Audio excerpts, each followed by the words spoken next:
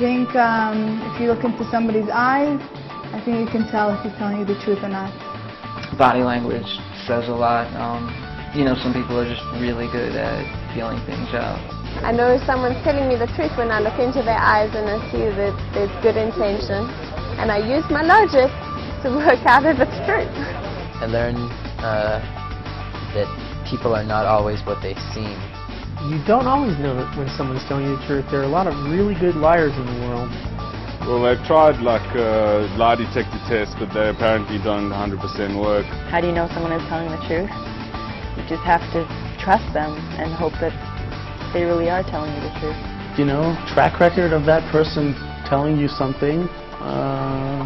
If it's a person that you trust, just using his track record, you know that it's true. You know, if he's never let you down before, why should he let you down now?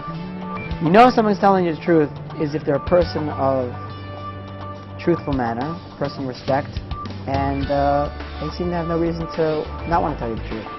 Everybody's selling you a bill of goods. How do you know when somebody's telling you the truth, for goodness sake? How do you tell the difference?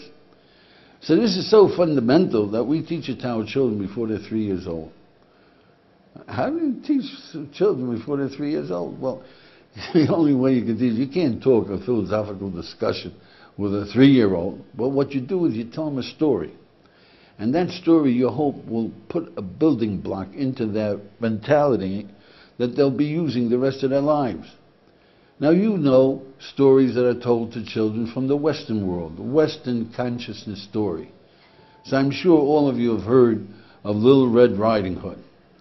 Little Red Riding Hood is a story that if you ask somebody, did you have, of course they heard of it. Otherwise, you ask them, where were you born? If somebody doesn't know Little Red Riding Hood, so you say, where were you born? He was born in Russia. Oh, so you say, well, it's a story of a little girl and with her grandmother and a wolf, and then he recognizes it, but everybody's heard it.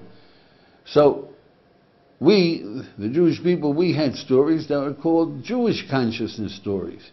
And one of them goes like this: when we were in our mother's womb, the Almighty sent an angel, and that angel sat with us while we were being formed. And he taught us everything there is to know about creation.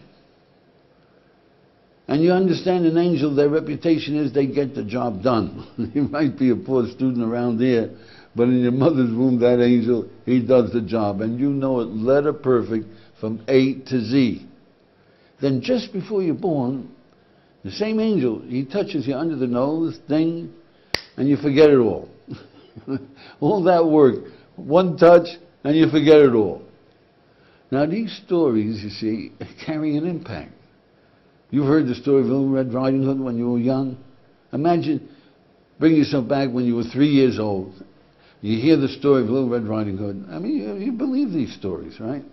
And then there's a knock on the door, and you say, come in, and in walks a guy from Borneo. You say, come in, and in walks your grandmother. Now what do you react? Ma. You hide behind your mother's skirts and you say, Ma, check out her teeth. After all, you heard about the wolf, you know. This might be the wolf coming to eat you.